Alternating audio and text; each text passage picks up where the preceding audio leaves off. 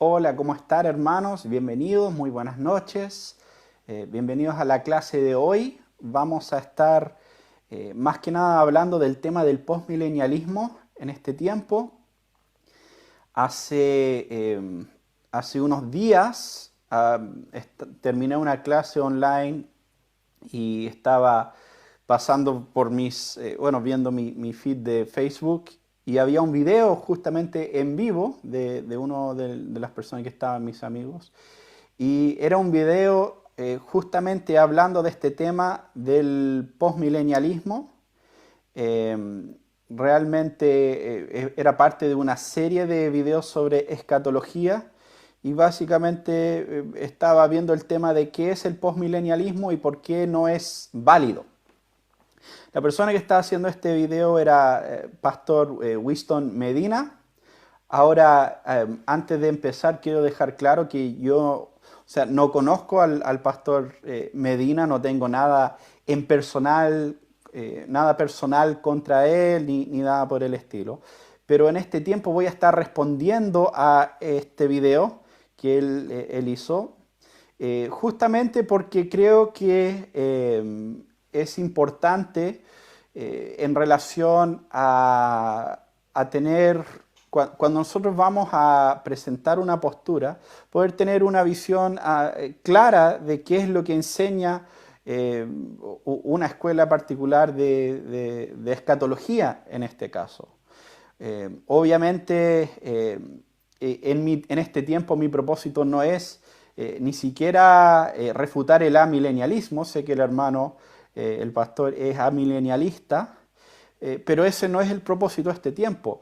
Lo que yo quiero hacer más que nada es corregir un poco la caricatura en algunos puntos que el hermano hizo de la posición postmilenial en ese tiempo. Entonces, eso es lo que vamos a estar viendo y creo que es importante porque más allá del video y los hermanos que vieron ese video, hay varias ideas que salen a la luz ahí que yo creo que son malos entendidos muchas veces de personas que no conocen bien la literatura postmilenial, no están muy familiarizado con el tema. Ahora, cuando interactuó un poco con el hermano, él dejó claro que no, él había leído literatura postmilenial y que él, en su opinión, estaba presentándolo correctamente. Bueno, puede ser, pero por eso vamos a tener este tiempo para intentar corregir algunos puntos y juntos finalmente también espero poder tener un mejor entendimiento de la escatología y en este caso de la escatología y la postura postmilenial. Ahora, eso no significa que espero que todo el mundo o todas las personas que están viendo van a estar del lado o van a estar de acuerdo con la escatología postmilenial, pero por lo menos yo creo que esta conversación nos va a servir para representarlo correctamente. Ahora, con el pastor hablamos también por interno y la próxima semana estamos planeando tener una interacción en su, no sé si su canal de YouTube o su Facebook, donde vamos a hablar un poco del postmilenialismo, del amilenialismo, pero por lo mismo también quería hacer este video para corregir o para dejar claro algunos de estos puntos para que no tenemos que repetir eso la próxima semana. Y voy a estar citando a varios autores postmileniales durante este video.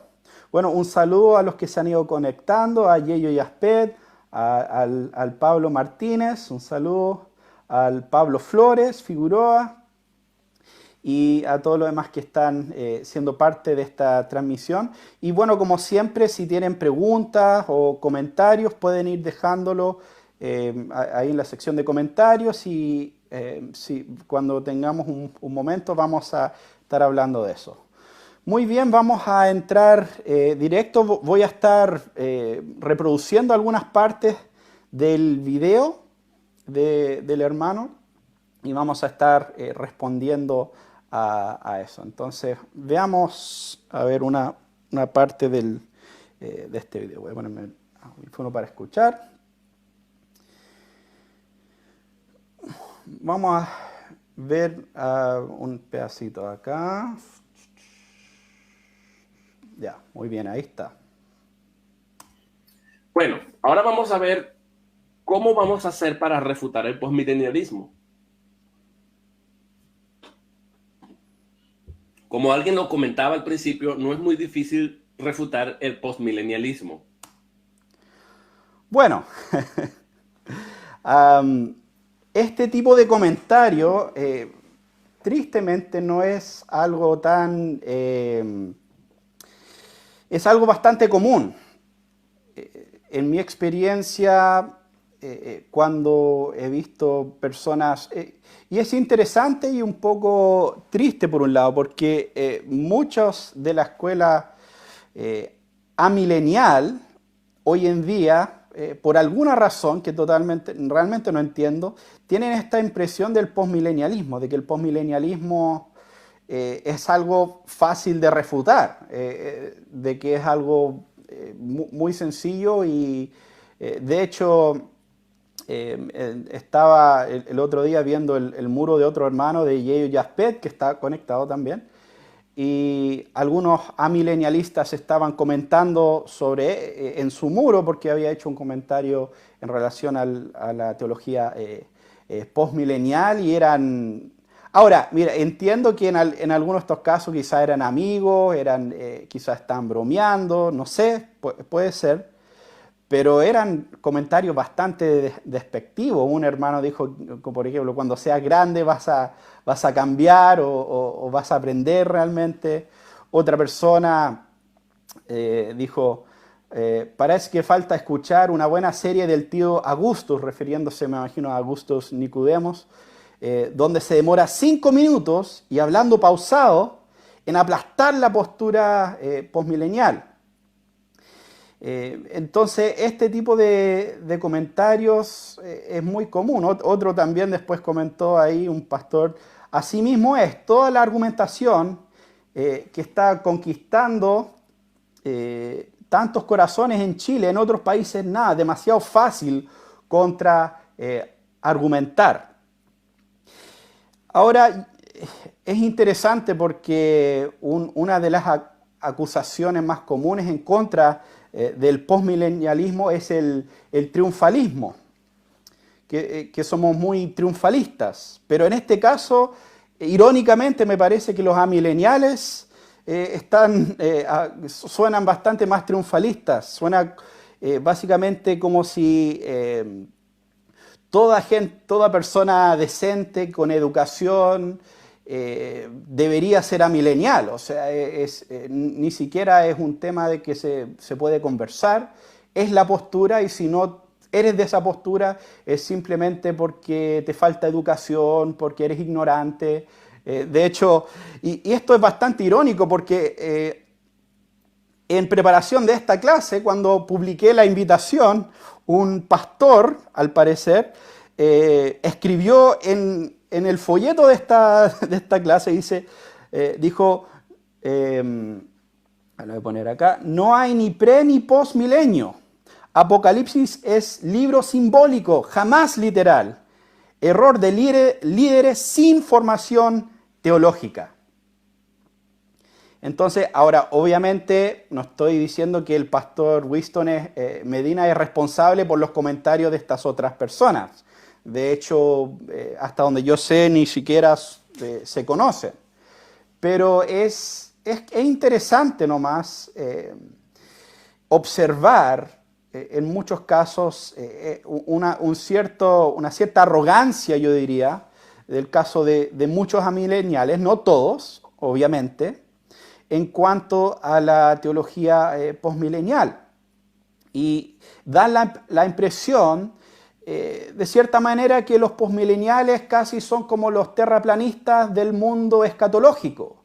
Es como algo que se refutó hace mucho tiempo y bueno, si es que existe uno u otro por ahí, debe ser porque en internet existe gente rara y por lo tanto no hay que tomarlo en consideración, no hay que darle mucha importancia al asunto. O por lo menos esa es la impresión que me queda viendo muchos de este tipo de comentarios. Yo creo que en muchos de estos casos, todavía estoy esperando la refutación del postmilenialismo. O sea, sin duda en el video del pastor Medina no se refutó el postmilenialismo. Se refutó una caricatura del postmilenialismo, como vamos a demostrar en este video. Y en el caso de las otras personas, los otros pastores, porque ojo, los comentarios que estaba leyendo eran de pastores, o por lo menos algunos de ellos sé que eran pastores, yo no los he visto a ellos refutar el postmilenialismo. Algunos actúan como si es algo tan estúpido o tan básico que no vale la pena ni discutirlo, pero así como refutarlo realmente o realmente incluso dar a entender que entienden la perspectiva, desde mi punto de vista no lo he visto simplemente. Entonces, vamos a estar viendo varios puntos en cuanto a esto. Ahora, es un poco irónico, especialmente para personas que vienen... Bueno, primero que nada, obviamente, solamente para poner esto en contexto, mira, el problema de comentarios soberbios y de comentarios arrogantes, o sea, yo creo que ninguno de nosotros es libre de eso. No solo en el tema de la teología, en otras áreas, entonces tampoco quiero actuar como si yo estoy libre de eso o cualquiera está libre de eso, pero simplemente debemos reconocer que, no sé, me parece que necesitamos tener un poco más de humildad y amor entre nosotros cuando interactuamos en estos temas. Y bueno, no tengo duda que nuestra conversación con el pastor Winston la próxima semana va a ser así. Y yo sé que estamos de acuerdo en muchas cosas, aunque diferimos en este punto. Pero bueno, vamos a seguir escuchando algunos otros comentarios del pastor. Ahora, algo que encontré, como mencioné, un poco irónico, es que el pastor dijo eso, que el postmilenialismo es fácil de refutar, ¿cierto? Que no toma mucho tiempo. Pero después, como más adelante en el video, comentó que hoy en día ya no hay predicadores como en tiempos de antaños. En otros tiempos habían predicadores que realmente conocían la palabra, realmente entendían sobre la predicación expositiva y todo esto, algo que sin duda estoy de acuerdo. Y bueno, vamos a escuchar esto, estoy buscando el lugar. Muy bien, vamos a escucharlo aquí.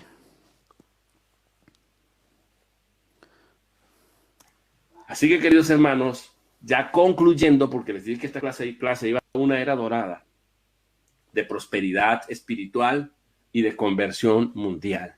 No, la historia lo desmiente, la estadística lo miente, darnos casi búsqueda espiritual por parte de los ministros y que esté pastoreando los completamente. Tremendo discurso, Jonathan Edwards, todo esto, estos teólogos hoy día no los tenemos. Y los que tenemos han abrazado, imagínense, como John Calvino, Zwinglio, Martín Lutero con sus 95 tesis. Esta gente eran teólogos, eran gente preparada, eran gente que verdaderamente estaban continuamente leyendo, estudiando y preparándose y con un fervor por esto. Hacia el siglo XVIII o XIX tenemos a Charles Spurgeon, uno considerado como el príncipe de los predicadores. Tremendo discurso, Jonathan Edwards, todo esto, estos teólogos hoy día no los tenemos. Ahora, esto me pareció bastante interesante porque justamente menciona a Jonathan Edwards, que es uno de los teólogos postmileniales más importantes, finalmente. Y acaba de decir que el postmilenialismo es tan básico que no es muy difícil de refutar. Pero después dice que necesitamos más teólogos como Charles Spurgeon y Jonathan Edwards. Pero miren lo que es, y ahora simplemente ya que los mencionó, voy a aprovechar de leer unas citas de Jonathan Edwards y después de Charles Spurgeon, en parte simplemente para que ustedes puedan escuchar un poco cómo suena cuando estos autores empiezan a hablar de este tema del posmilenialismo. Aquí está Jonathan Edwards. Dijo, es natural y razonable pensar que finalmente todo el mundo se entregará a Cristo, como aquel a quien se le ha dado el derecho a reinar como heredero verdadero de aquel que es el Rey de todas las naciones, y quien posee el cielo y la tierra. Y las Escrituras nos enseñan que Dios, el Padre, ha constituido a su Hijo, el Dios hombre, en su reino de gracia o reino mediatorial, a ser heredero del mundo, para que en este reino pueda tener las naciones como su herencia y como su posesión los confines de la tierra. Entonces se dice que Abraham era heredero del mundo, no en sí mismo, sino en su simiente, que es Cristo. Y esto, ¿cómo sería cumplido a Abraham? Por medio de Dios, cumpliendo la gran promesa, en su simiente todas las naciones de la tierra serán bendecidas. A esa promesa se refiere el apóstol. Esto demuestra que Dios asignó a Cristo como heredero del mundo en su reino de gracia y para poseer y reinar sobre todas las naciones por medio de la propagación del Evangelio y el poder de su Espíritu comunicando sus bendiciones. Dios lo ha designado a este dominio universal por un juramento solemne. Por mí mismo he jurado. Ha salido de mi boca en justicia, una palabra que no será revocada, ante mí se doblará toda rodilla y toda lengua jurará lealtad. Isaías 45, 23, Filipenses 2, 10 al 11. Aunque el juramento solemne de Dios Padre se debe entender en su sentido más amplio de ser cumplido en el día del juicio, sin embargo, es evidente en los versículos anteriores y posteriores que lo principal que tiene en mente es la propagación del Evangelio de salvación y el poder del Espíritu de gracia, llevando todos los confines de la tierra a mirarlo a Él para que puedan ser salvos. Eso era Jonathan Edwards, uno de los grandes predicadores de la historia. Y claramente tenía una visión postmilenial. Y eso es solo un ejemplo de muchos que podríamos dar del postmilenialismo de Jonathan Edwards. Bueno, ¿qué hay de Charles Spurgeon? Que también se menciona. Ahora, Spurgeon era premilenialista, pero al mismo tiempo Spurgeon era un poco ecléctico en su escatología. Aunque era premilenialista, tenía aspectos de postmilenialismo en su modo de pensar. Por ejemplo, Spurgeon creía que finalmente cuando sacamos la cuenta de los perdidos y los salvos, que el número de los redimidos sería mucho más grande que el número de los perdidos, que habría mucho más personas en el cielo que en el infierno. Y solo voy a leer un pequeño extracto donde él está explicando que es una perspectiva postmilenial. Dice, ¿cuántas veces escucho a las personas decir, estrecha es la puerta y angosto el camino, y pocos son los que la hallan?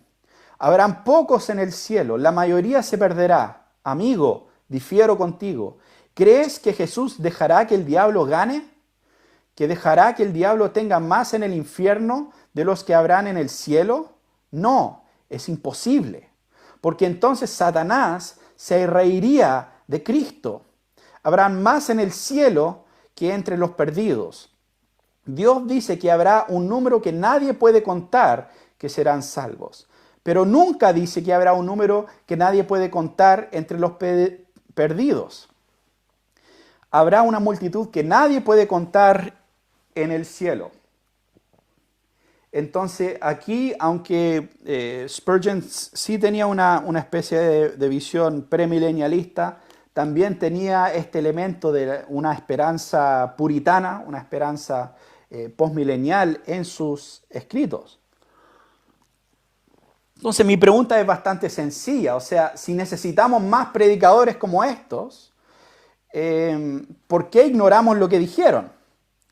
¿Por qué si realmente eran grandes hombres de Dios, grandes predicadores, por qué es tan fácil refutar el posmilenialismo supuestamente? ¿Por qué el posmilenialismo está reservado hoy en día solo para personas que no tienen estudios supuestamente, como dijo el otro pastor en los comentarios, o que es algo tan básico que no merece ser refutado? Pregunta importante en mi opinión.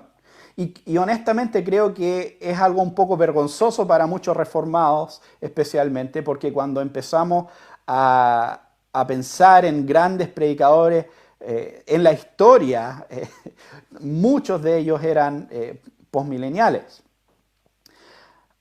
Obviamente eso en sí no significa que está correcto el posmilenialismo. Simplemente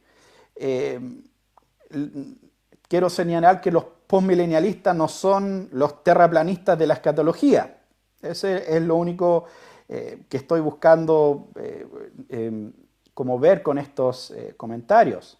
Otro gran predicador que no lo mencionó el hermano, pero igual lo quiero citar porque es un gran predicador, era George Whitefield. George Whitefield era, bueno, uno de los más grandes predicadores de la historia, sin duda, especialmente en el tiempo del primer gran despertar en Inglaterra y en Norteamérica. Y George Whitefield dijo lo siguiente, también expresando esta esperanza postmilenial. Hay cosas más excelentes por delante, cosas gloriosas que se han hablado de los tiempos cuando la tierra será llena del conocimiento de Dios como las aguas cubren el mar.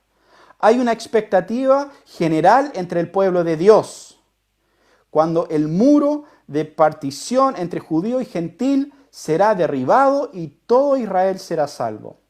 Felices serán aquellos que vivirán cuando Dios hace esto. Verán a Satanás caer como relámpago del cielo. No llorarán como los judíos lo hicieron en la construcción del segundo templo. No, se regocijarán con gran gozo, porque toda la gloria postrera de la iglesia cristiana será como nada comparado con la gloria que vendrá. Clamarán junto al mayordomo de la boda: tú has guardado hasta ahora el vino bueno. Entonces, esta era la perspectiva de otro gran predicador de George Whitefield. Y bueno, podríamos honestamente estar nombrando a muchos más, pero vamos a seguir un poco con este tema del video y algunos comentarios que se hicieron. Entonces, ahora quiero hablar un poco sobre el tema del origen del posmilenialismo, porque se hace un comentario acá sobre el origen de esta doctrina que creo que es importante revisar. Así que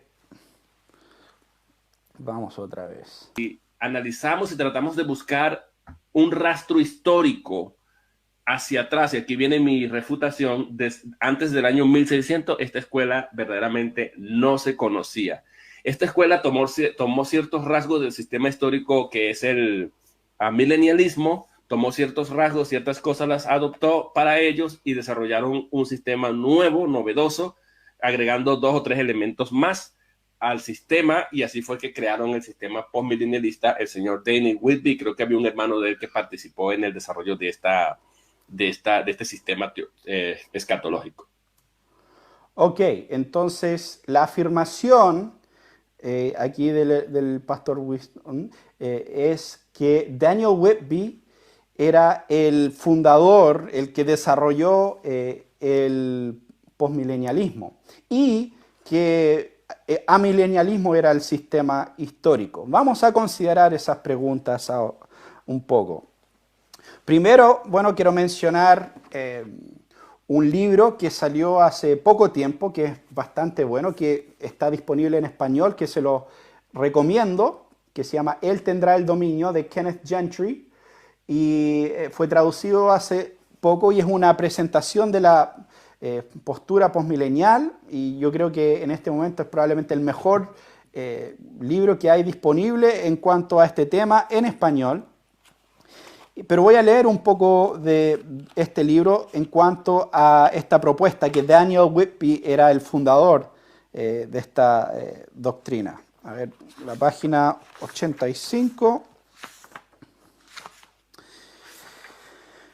Bueno, la página 85, el último párrafo. Whitby no fue el fundador del postmilenialismo, ni siquiera en su expresión más sistemática y moderna. Rodney Peterson escribe que antes de Whitby, esta perspectiva había experimentado cambios particularmente desde Thomas Brightman, que vivió entre 1562 y 1607.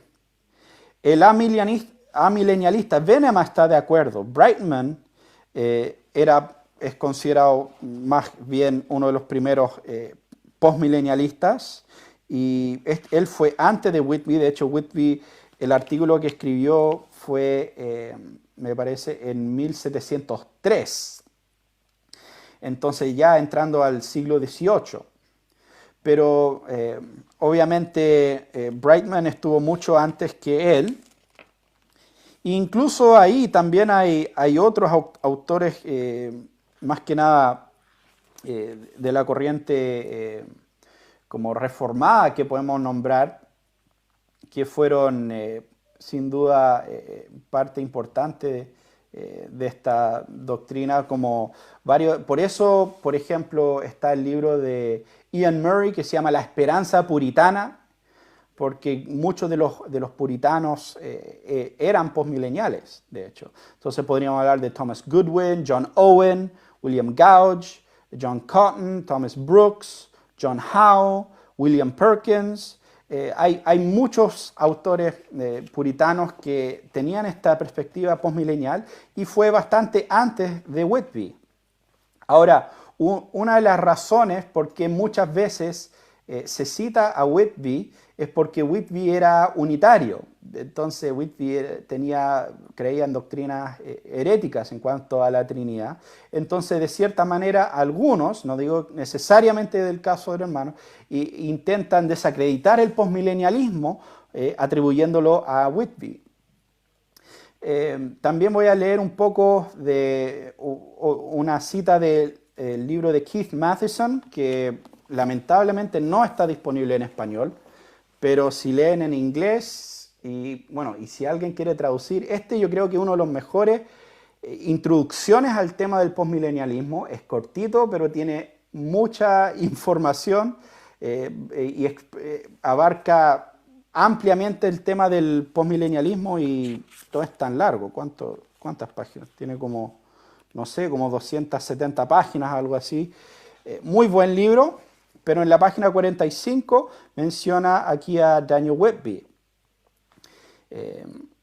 Dice, uno muchas veces, especialmente en los escritos dispensacionalistas, ve a Whitby erróneamente designado el fundador del postmilenialismo. Esta asociación parece ser un intento a desacreditar el postmilenialismo, ya que Whitby era unitario. Aunque sin duda afirmaba una versión del postmilenialismo, no fue en quien originó los elementos centrales de esta doctrina. Como ya hemos visto en capítulos anteriores, lo distintivo de Whitby es que era uno de los primeros en presentar de manera clara y sistemática algo que llamaremos postmilenialismo futurista. Según esta interpretación de Apocalipsis 20, el milenio es un periodo literal, una era dorada que dura 1000 años o un largo tiempo, que viene antes de la segunda venida de Cristo. Y lo más importante, algo que comienza en un punto en el futuro, a diferencia del postmilenialismo agustiniano, que entiende el milenio como una referencia a la era presente. Entonces este es un comentario de Keith Matheson en cuanto a Whitby, y esto realmente entra un poco más, y vamos a ver esto en cuanto a definir mejor justamente qué es el postmilenialismo, porque ahí está parte del problema. Algunos lo intentan definir y yo creo que muchos lamentamos el hecho de que estas posturas toman sus nombres por el milenio específicamente. Amilenialismo, postmilenialismo, premilenialismo, realmente no nos dice mucho en cuanto a la postura. Es lamentable que esa es la manera que se miden estas cosas. Pero el postmilenialismo, en cuanto a la médula del asunto, en cuanto a su raíz, ¿qué es lo que lo hace diferente? Tiene que ver con esta expectativa en cuanto al futuro de la iglesia y la victoria y el avance del evangelio en el mundo antes de que Cristo vuelva. Ese es el elemento distintivo, ese optimismo histórico podemos llamarlo. Y sin duda, antes de Whitby había muchos que tenían ese optimismo histórico, más allá de si interpretaban capítulos 19 y 20 como dos capítulos paralelos o como una secuencia, como lo hacía Whitby en este caso, donde termina el capítulo 19 y empieza este periodo de milenio antes de la segunda venida de Cristo en su perspectiva. Entonces Whitby no era el fundador. Incluso podemos ver elementos del postmilenialismo en la confesión de fe de Westminster, que sin duda fue compuesta, me parece, en 1640, algo por ahí. Y de hecho es interesante, la confesión de fe de Westminster, capítulo 8, sección 8, dice, Cristo aplica y comunica la redención cierta y eficazmente a todos aquellos para quienes la ha comprado, intercediendo por ellos y revelándoles los misterios de la salvación en y por la palabra, persuadiéndolos eficazmente por medio de su espíritu para creer y obedecer, gobernando sus corazones por medio de la palabra y de su espíritu, venciendo a todos sus enemigos por medio de su gran poder y sabiduría, de tal manera y forma que concuerdan con su maravillosa e inescrutable dispensación. También lo vemos en la pregunta 191 del Catecismo Mayor de Westminster. Dice que tiene que ver con la segunda petición de la oración de nuestro Señor, venga a tu reino. ¿Qué pedimos en la segunda petición? Es la pregunta. La respuesta, en la segunda petición, que dice venga a tu reino, reconociendo que nosotros y toda la humanidad estamos por naturaleza bajo el dominio del pecado y de Satanás, pedimos que el reino del pecado y de Satanás sea destruido y el evangelio propagado por todo el mundo, y que los judíos sean llamados, y es un elemento muy importante postmilenial, y se cumpla la plenitud de los gentiles, que la iglesia sea dotada con todos los oficiales y ordenanzas del evangelio, purgada de la corrupción, y bueno, más que nada esa parte específica tiene elementos bastante distintivos del postmilenialismo. Entonces hemos visto que hubieron varios autores antes de Whitby, incluso la misma confesión de fe de Westminster. Los congregacionalistas también tenían una confesión, y esa era aún más, John Owen y otros, era aún más explícitamente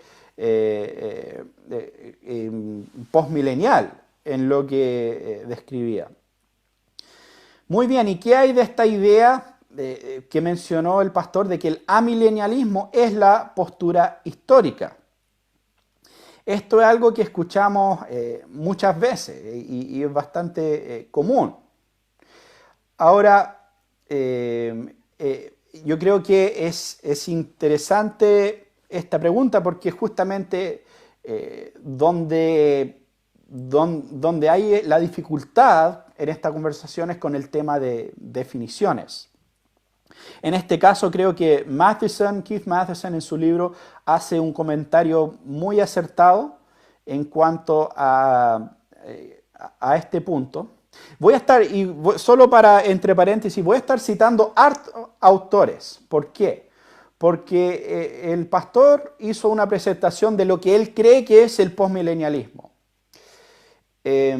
Y yo podría venir acá y simplemente decir, no, yo creo que el postmilenialismo es esto, algo diferente.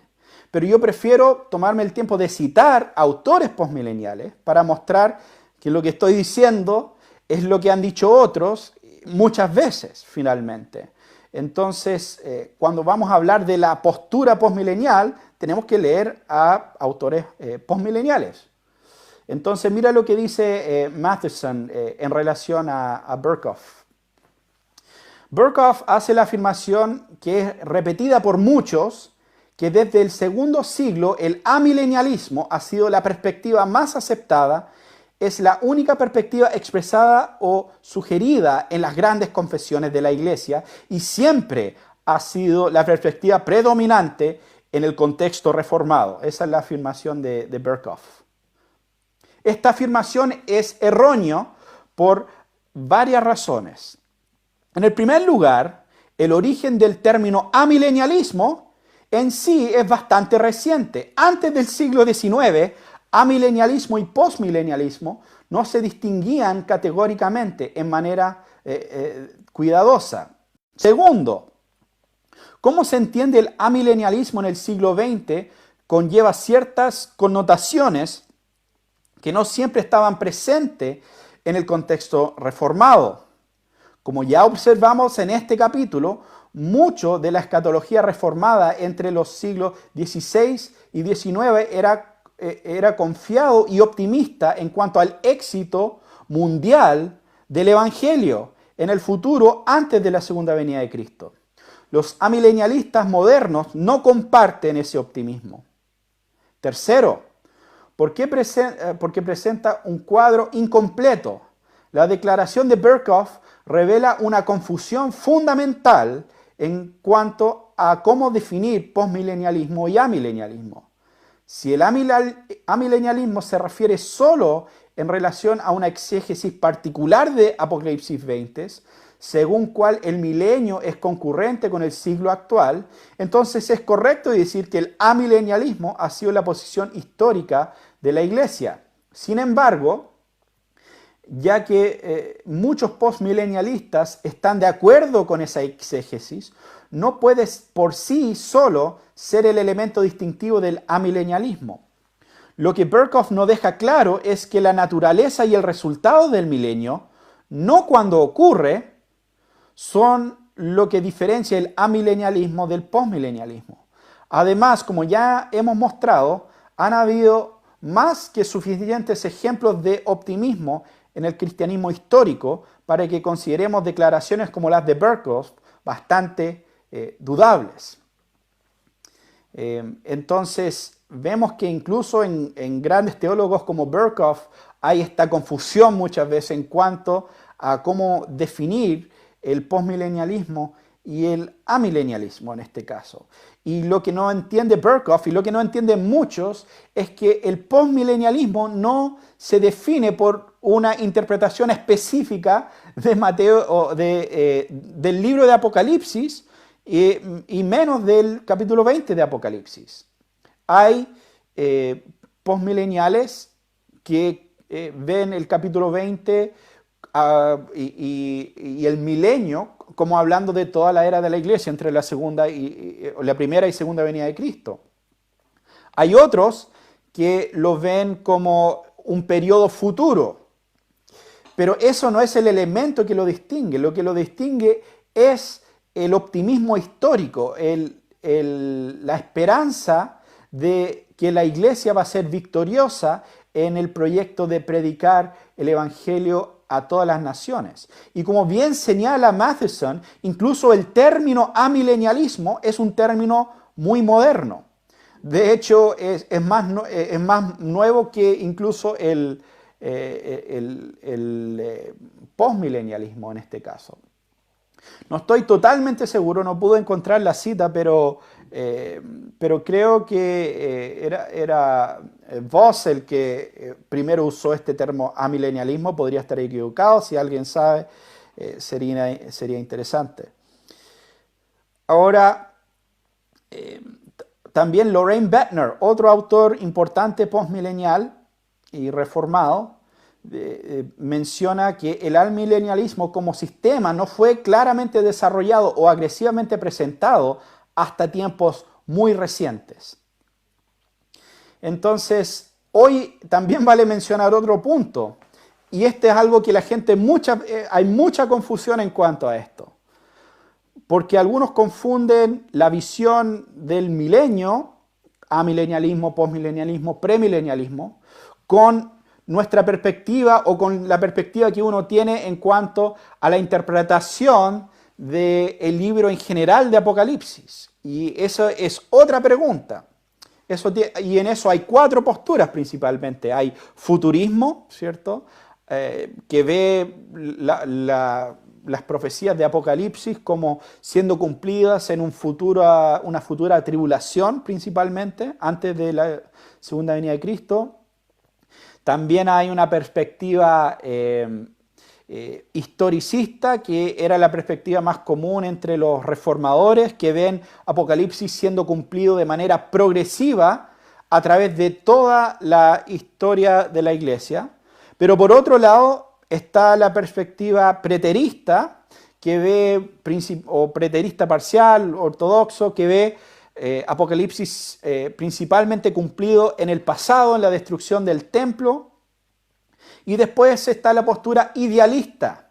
Y los idealistas no buscan cumplimientos específicos del libro de Apocalipsis, sino que ven patrones generales que se van repitiendo a través de toda la era de la iglesia.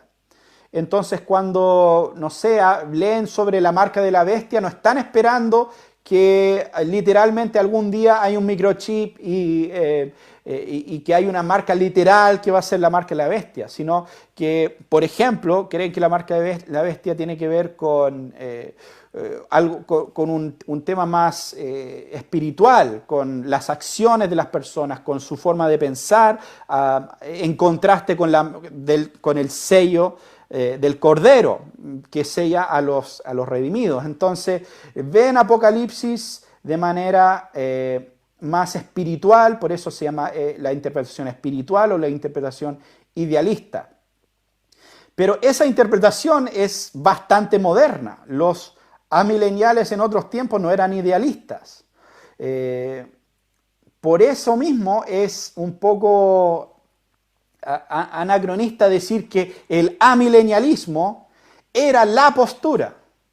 Sin duda, la versión que la mayoría tiene hoy en día, como la de William Hendrickson o Anthony Hoekema, no es la versión, no es lo que la iglesia siempre ha creído. Hay muchos elementos que han agregado. Y eso no tiene nada de malo.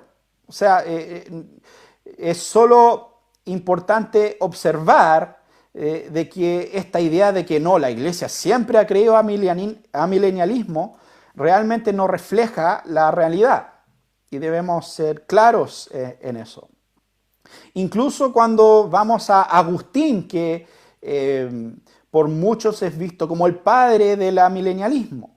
Y hasta cierto punto podríamos decir que tenía un cierto amilenialismo o proto-amilenialismo, un amilenialismo medio primitivo, que sin duda posteriormente se le agregaron muchas cosas. Pero mira lo que dice Matheson, que encuentro interesante en cuanto a este punto. Agustín ofrece 2 opciones en la interpretación de los 1000 años. Sugiere que puede estar hablando del 6º milenio de la historia humana, que es seguido por un Shabbat eterno, o puede ser lenguaje figurativo que representa toda la era presente entre las 2 venidas de Cristo.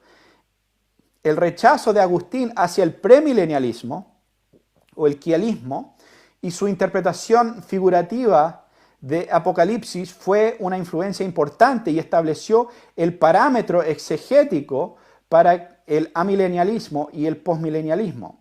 Jaroslav Pelikan señala que la interpretación de Agustín estableció el estándar de la exégesis católica en el occidente por los próximos 1000 años.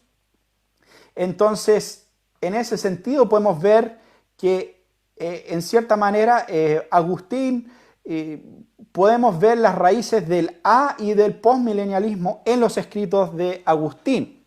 No es una o la otra. Y bueno, él tendrá el dominio. Ken Gentry tienen unas citas de Agustín que suenan bastante postmileniales, que son bastante optimistas en cuanto al futuro. Ahora, el punto no es intentar argumentar es que Agustín era postmilenial o Agustín era amilenial. No, en realidad no era ni una de las dos.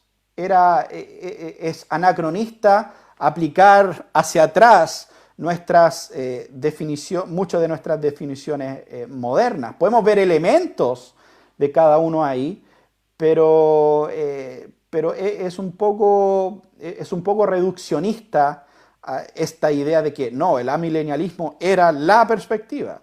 La verdad que, especialmente en cuanto a la escatología, hay un montón de ideas raras en la historia de la Iglesia.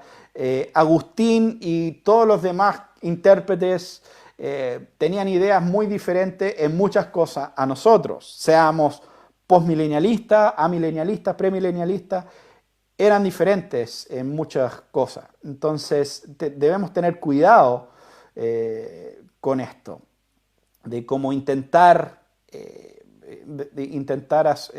aplicarle estos términos a gente ahí.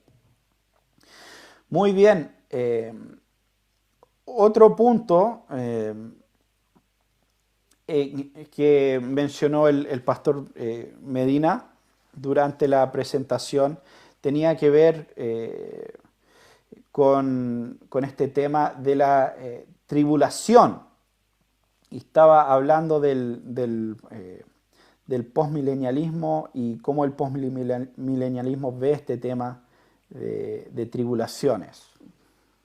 Tratan de no hablar mucho, no enfatizar mucho o agrandar el tema de la tribulación, especialmente de la gran tribulación. No se conoce en esa escuela.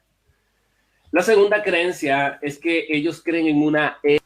Bueno, entonces estaba diciendo básicamente que los postmileniales no enfatizan o no saben mucho de este tema de la tribulación.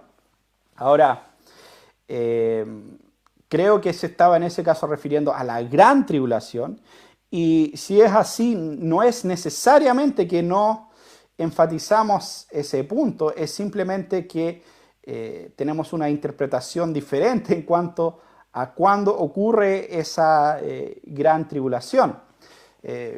Yo no estoy evitando el tema de la tribulación. De hecho, recién terminé para los que siguen este canal saben que recién terminamos una serie de 4 clases interpretando Mateo 24, el discurso de Jesús en el Monte de los Olivos. Entonces no estamos evitando la pregunta. Simplemente tenemos una interpretación diferente a la que tiene el hermano, al parecer.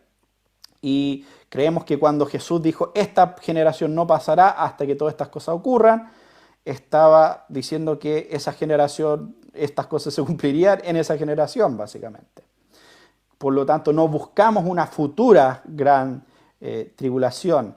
Y también vale mencionar que, volviendo al libro de Apocalipsis, amilenialistas y postmilenialistas tienen diferentes visiones. No todos los amileniales son idealistas. Algunos son historicistas, aunque pocos son historicistas hoy en día, pero quizás todavía quedan algunos.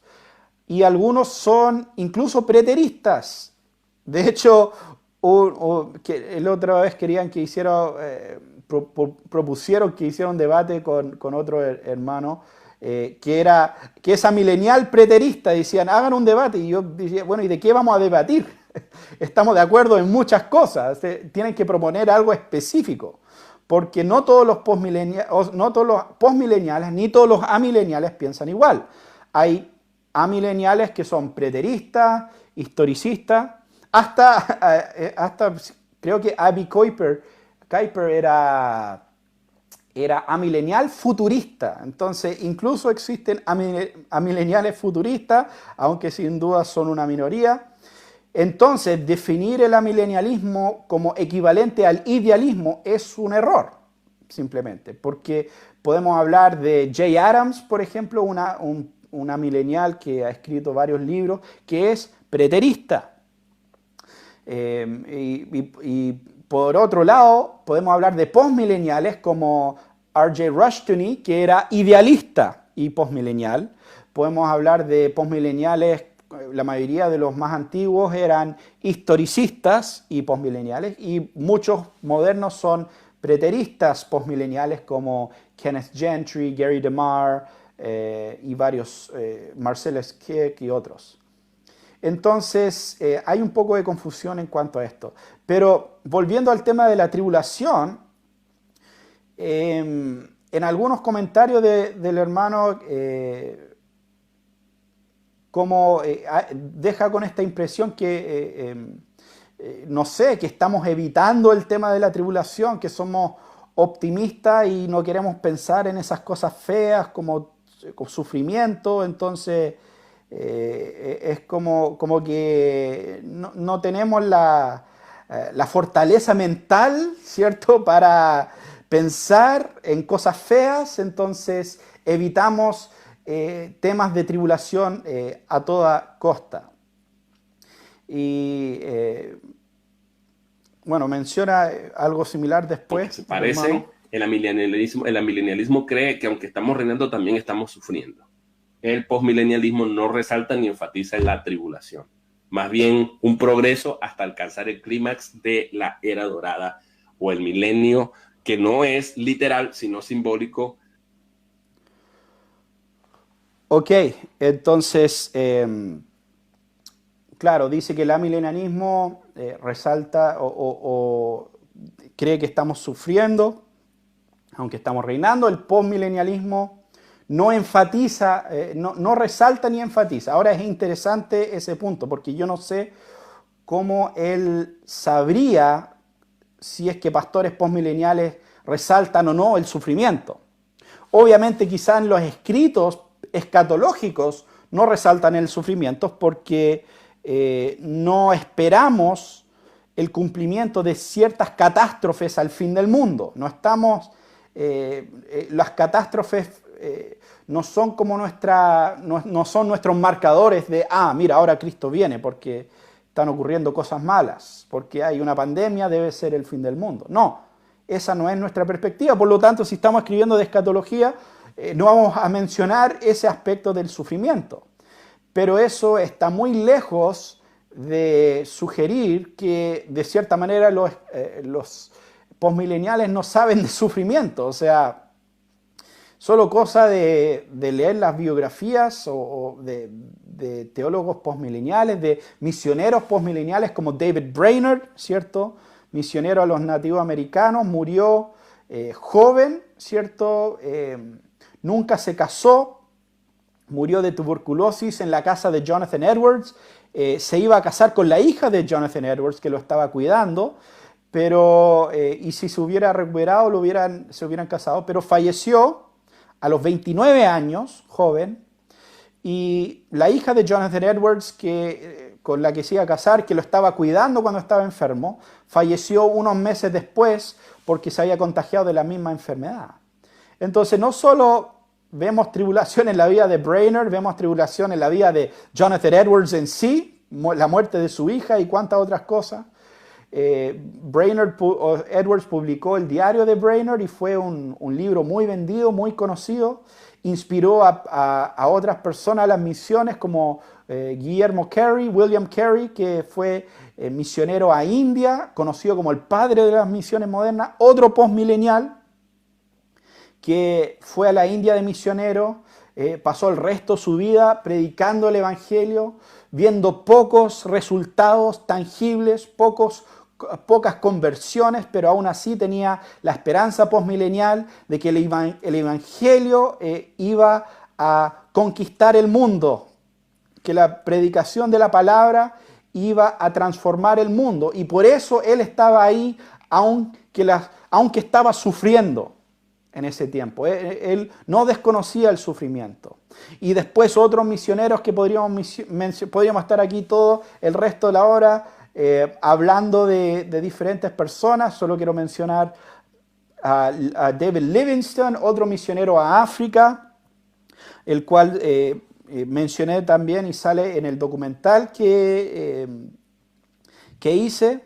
Este misionero Livingstone dijo lo siguiente. Solo quiero leer una cita de Livingstone para para ver el concepto postmilenial en relación al sufrimiento. Futuros misioneros verán conversiones después de cada sermón. Nosotros preparamos el camino para ellos. Que no olviden a los pioneros que trabajamos en la densa oscuridad con pocos rayos de luz para consolarnos, excepto esas que fluyen de la fe en las promesas de Dios. Trabajamos para un futuro glorioso que no estamos destinados a ver. Somos solo luceros de la mañana brillando en la oscuridad, pero el amanecer llegará. Esa es la actitud postmilenial. No es una actitud que de cierta manera ignora el sufrimiento o que actúa como si, bueno, todo va bien y somos personas optimistas todo el rato, siempre felices, siempre sonriendo. Para nada. Eso no tiene nada que ver con el optimismo postmilenial. En esto también quiero citar a Greg Bansen, porque en su libro sobre el postmilenialismo creo que hace un excelente trabajo de explicar este punto en particular. Dice, el postmilenialismo está muy al tanto del hecho de que los que pertenecen al Señor Jesucristo, la iglesia misma, los que pertenecen a Él están destinados a sufrimiento en este mundo. Inevitablemente van a pasar por persecución y van a pasar por aflicción, siguiendo a su Salvador y Rey. No hay nada en el postmilenialismo, contrario a lo que muchos calumnian en cuanto a la enseñanza, que enseña un triunfalismo que dice, bueno, entonces el cristiano nunca va a sufrir. No, hay una batalla allá afuera, porque nuestra lucha no es contra sangre ni carne, sino contra principados, contra potestades, contra poderes de este mundo de tinieblas, contra las fuerzas espirituales de la maldad en regiones celestiales, Efesios 6:12. Sabemos que duele ser cristiano y muchas veces somos maltratados. Sabemos que cristianos pasan por varias dificultades emocionales y espirituales, junto con dificultades externas y tribulaciones en este mundo. No lo negamos ni por un minuto. Estamos en una batalla hasta que el Señor vuelva y ponga todo en orden.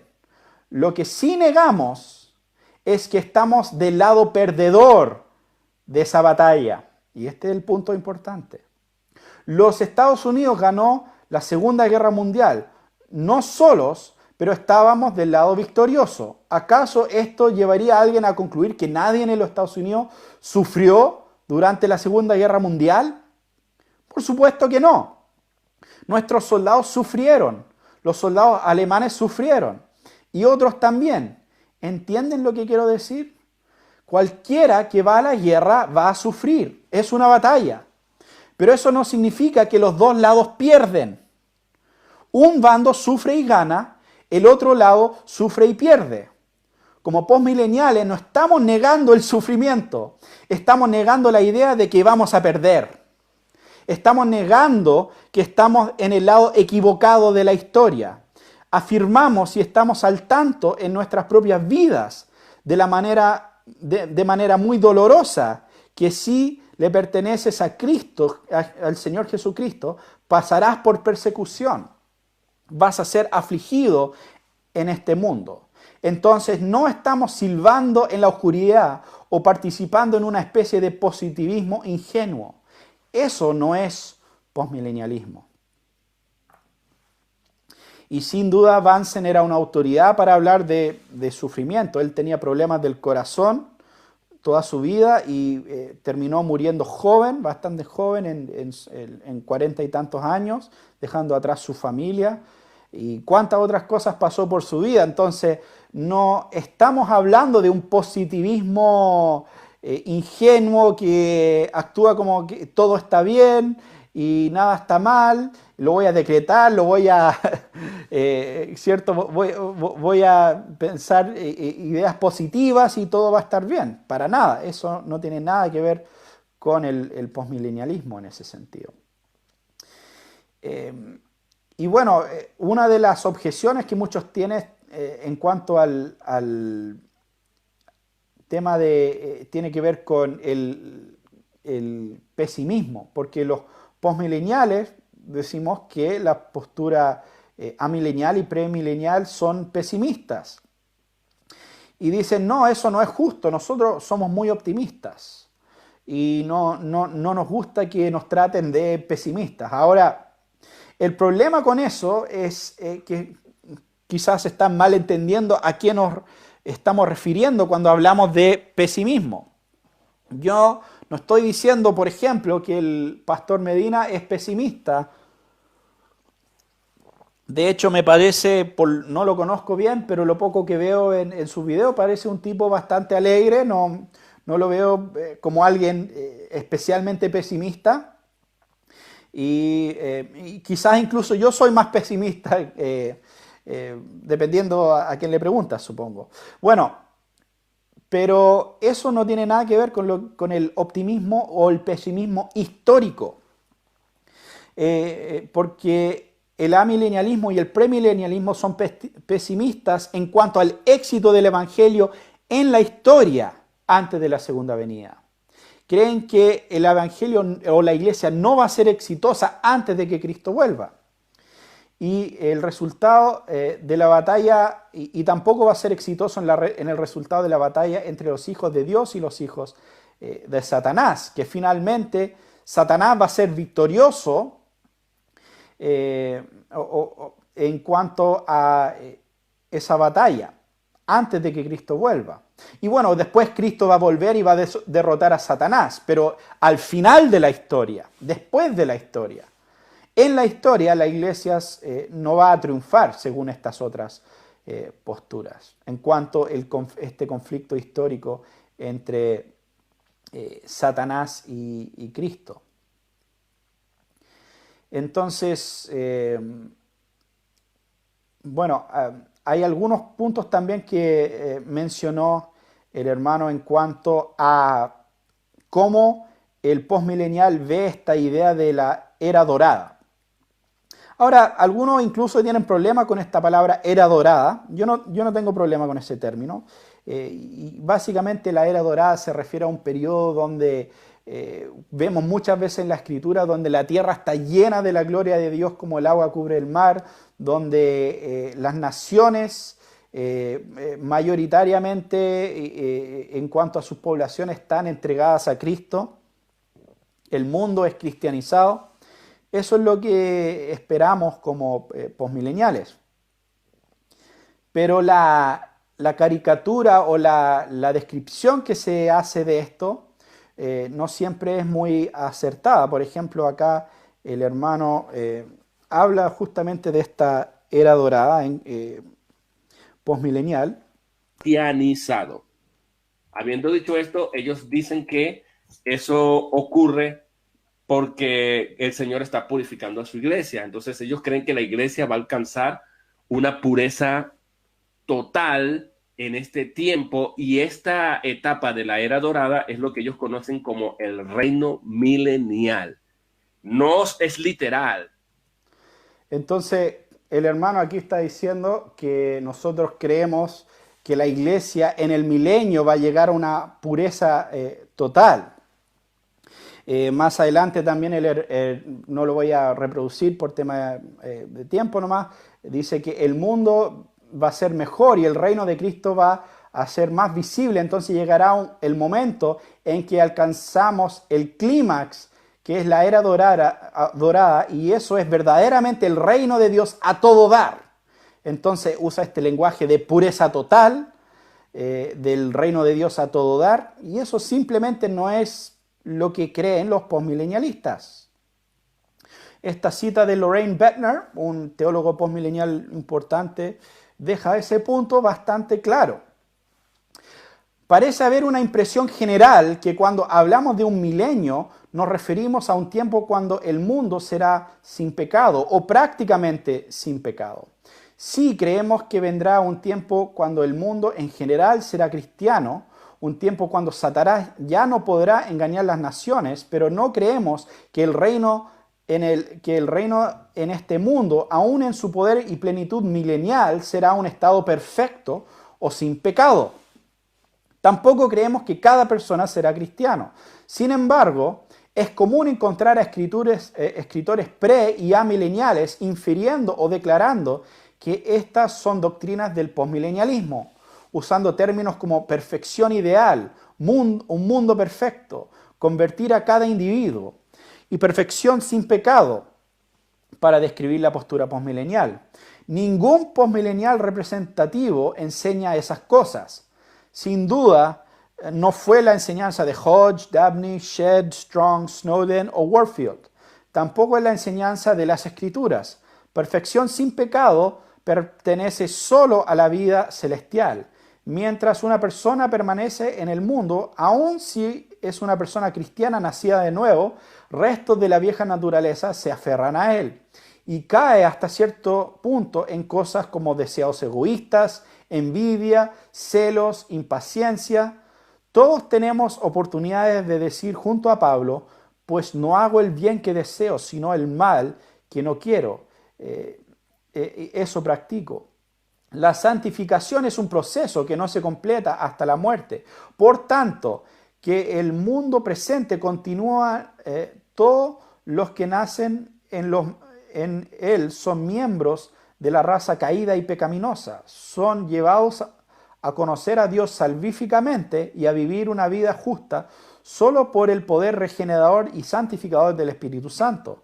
Algunos experimentan la regeneración en su niñez, otros a mitad de sus vidas o en la vejez. Algunos nunca la experimentan. Siempre habrán problemas para molestar a los santos. En un ambiente cristiano las tentaciones se vuelven más limitadas en cuanto a su amplitud e intensidad, pero nunca son eliminadas completamente. El trigo y la cizaña siguen creciendo juntos hasta la cosecha, que será al fin del mundo. Creo que Bettner deja bastante claro que en el milenio, en la era dorada o milenio, como quieran llamarlo, no estamos buscando una perfección total. No estamos esperando una perfección total como posmileniales, porque miren sus propias iglesias. Está lleno de gente cristiana y me imagino que está lleno de problemas. Obviamente quizás no todos los mismos problemas que el mundo en general, pero siguen temas de pecado, siguen otras cosas, y ese temas de la muerte y el pecado seguirán incluso en esta era dorada. Por lo tanto, no es correcto decir que nosotros esperamos una pureza total en el futuro o incluso el reino de Dios a todo dar. Eso solo será en el estado eterno. Veremos el reino de Dios a todo dar. Entonces, esos son algunos de los puntos. A ver. Bueno, quiero hablar, hay algunos otros temas que quería ver, pero quiero hablar de este tema de la historia. Porque uno de los puntos, y quizá el punto más enfatizado por el pastor en esta presentación, era la idea de que la historia nos muestra que el mundo va de mal en peor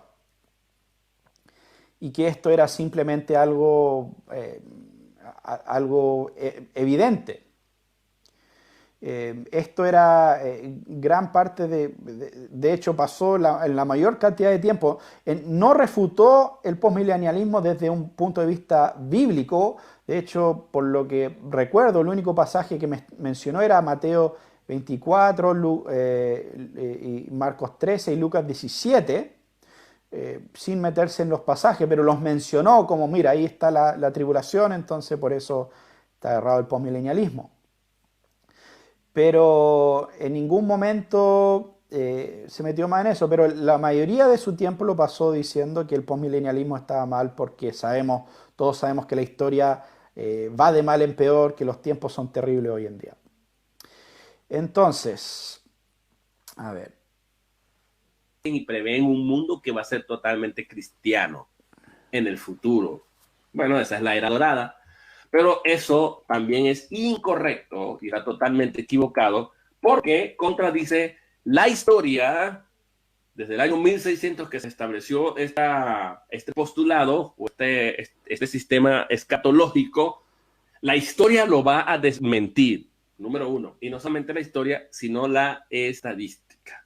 Sabemos que para los años 1600 el mundo estaba más cristianizado que lo que está actualmente. Ok, bueno, y sigue hablando de ese tema, pero su punto principal es que la historia y las estadísticas contradicen esta idea, bueno, de que el mundo, en realidad son dos cosas, que el mundo está mejorando y que el mundo se está volviendo más cristiano. Eh, pero hace algo interesante porque dice, mira, bueno, como esta posición empezó supuestamente en el siglo, en los años 1600, solo vamos a contar entre el año 1600 y ahora, y vamos a comparar. Pero la postura postmilenial tiene que ver con la interpretación bíblica.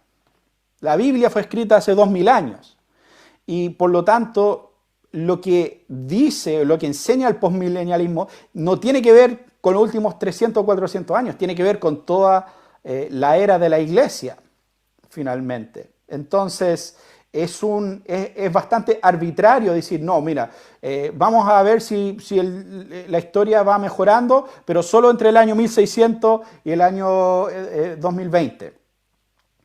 ¿Por qué? Porque incluso los intérpretes del siglo XVI o XVII estaban hablando de la Biblia en sus interpretaciones. Entonces, pero ¿realmente es tan así? ¿Realmente el mundo está empeorando? Yo creo que ese postulado no necesariamente está en lo correcto. Y hay muchas cosas que podríamos ver, o sea, si incluso hablamos de cosas prácticas, generales, la pobreza extrema en el mundo, por ejemplo, ha ido disminuyendo, hay menos pobreza. Hambre en el mundo ha ido disminuyendo. Hay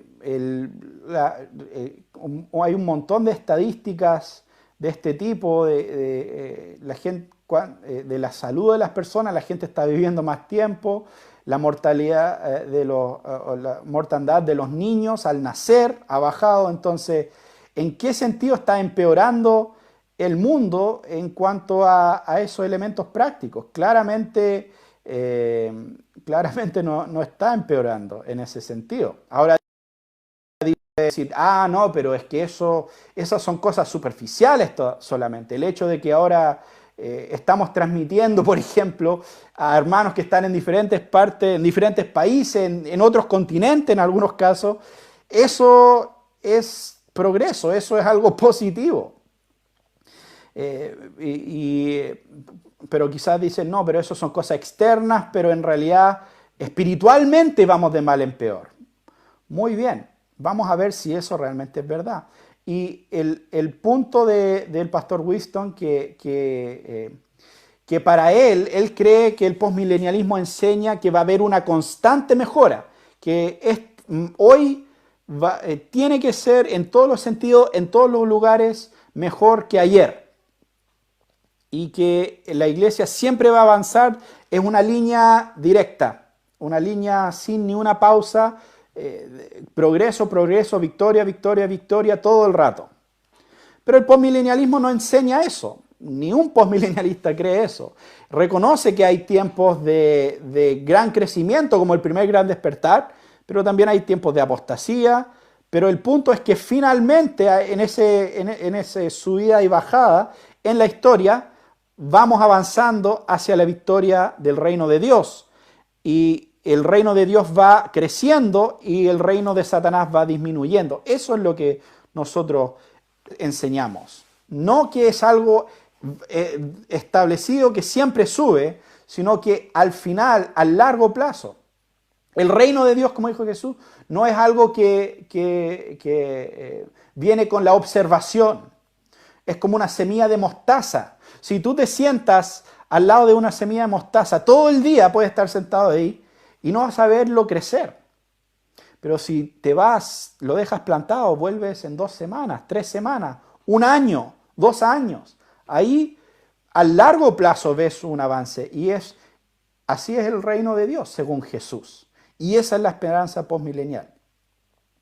Entonces, hay un punto muy importante. ¿Cuál ha sido el patrón, bueno, incluso en tiempos actuales cuando hablamos de la iglesia, cuando decir, por ejemplo, porque el hermano en otra parte dijo, el evangelio ha tenido un declive en los últimos tiempos en todos los continentes y en todos los países del mundo.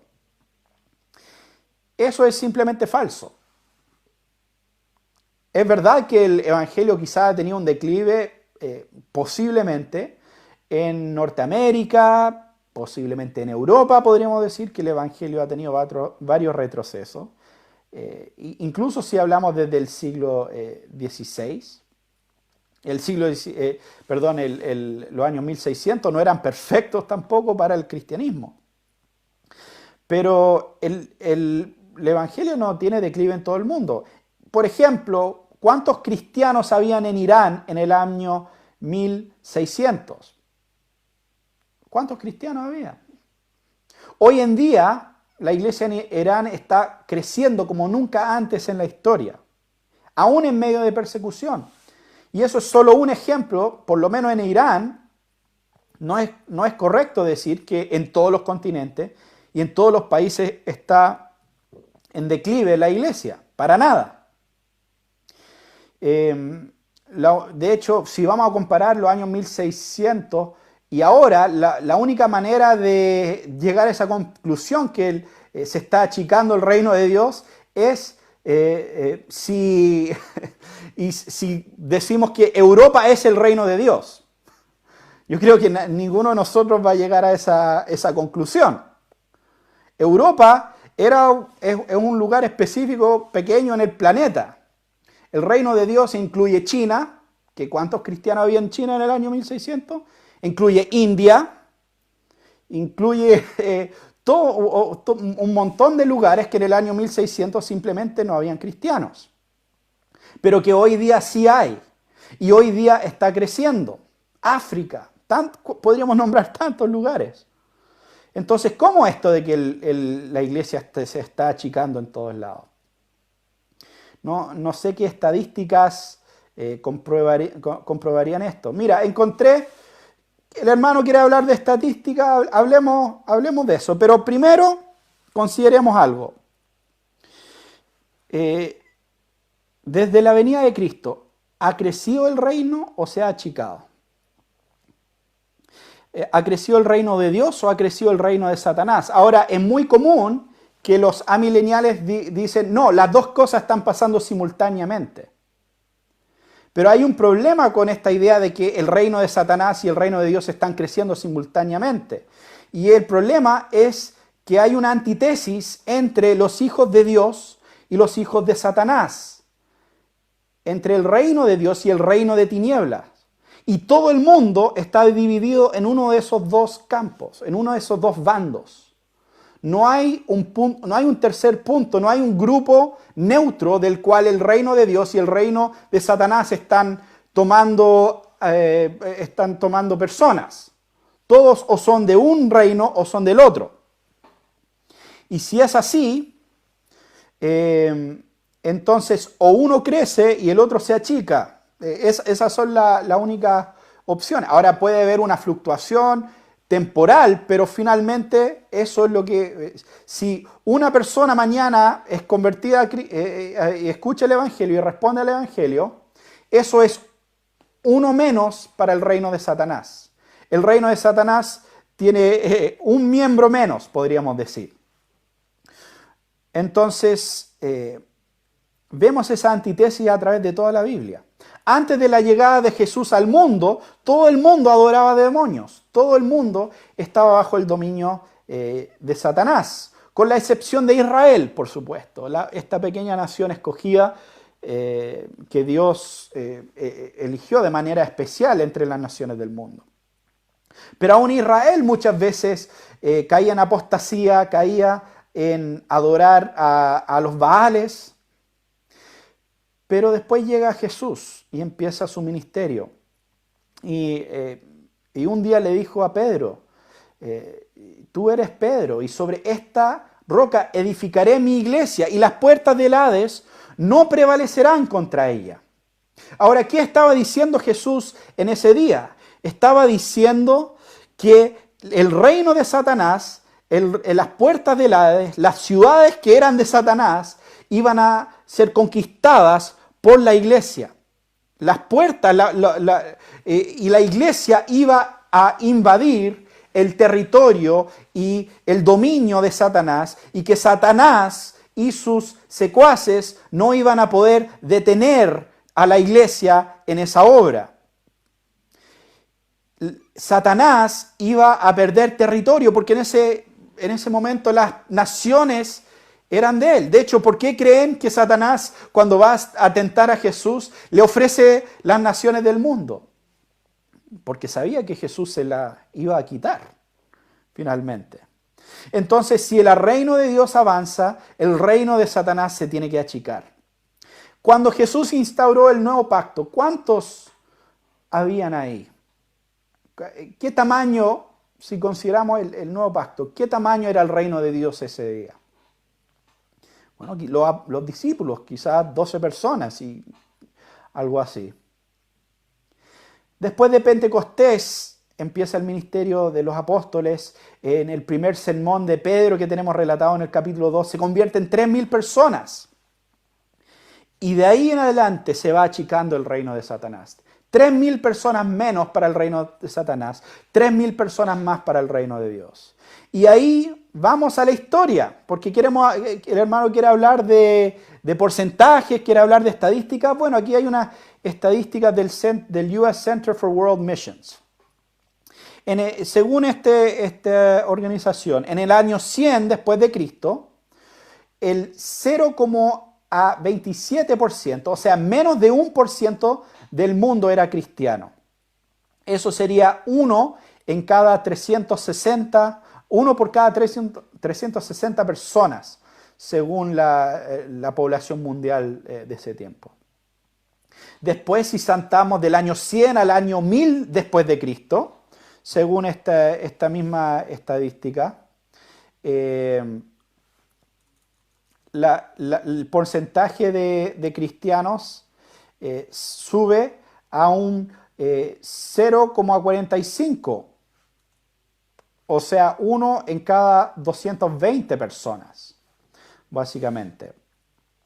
Después, si vamos al año 1900, o sea, no hace 120 años solamente, que ya pasamos la barrera del 1% y ahora tenemos 3,7% del mundo. 1 en 27. Ahora vamos a 1980, tenemos 9,1%. Y después en 1990, 14,3%. Ahora, actualmente, según el Pew Forum, en el 2010, 31% del mundo se declaraba ser cristiano. 2,2 mil millones de cristianos en el mundo.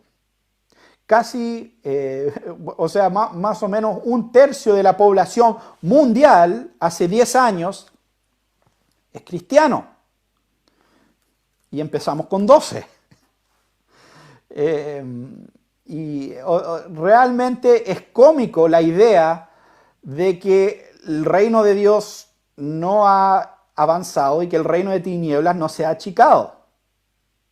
Si vemos las estadísticas, es demasiado claro que el reino de Dios ha ido avanzando y conquistando por medio de la predicación del Evangelio, ha llegado a todos los rincones del mundo. Y nosotros aquí estamos en el año, con un tercio del planeta cristiano, diciendo, oh, se está achicando la iglesia, estamos perdiendo por todos lados, ¿qué vamos a hacer? Quiero comparar eso con las palabras de Atanasio, de Atanasio, que era conocido por la defensa de la doctrina de la Trinidad en el concilio de Nicea, que vivió entre el año 196 y 373 después de Cristo. Ahora piensen en algo, en ese periodo, según las estadísticas que vimos, menos de 1% del mundo era cristiano. O sea, si vamos a hablar de evidencia, de estadística y todo lo demás, menos de 1% era cristiano. Pero miren y veamos las palabras de Atanasio y la actitud que tenía Atanasio en cuanto a su optimismo en el avance del Evangelio. Desde el advenimiento de nuestro Salvador entre nosotros, no solo ha dejado de incrementar la idolatría, sino también está disminuyendo y gradualmente dejando de ser. De manera similar, no solo ha dejado de progresar la sabiduría de los griegos, sino también lo que solía estar ha ido desapareciendo. Y los demonios, lejos de continuar imponiendo sobre las personas sus oráculos y engaños y hechicería, están en retirada ante la señal de la cruz, si es que se atreven a intentar. Por otro lado, mientras la idolatría y todo lo demás que se opone a la fe en Cristo diariamente está disminuyendo y siendo debilitado y cayendo, ves, la enseñanza de nuestro Señor está creciendo en todos lados.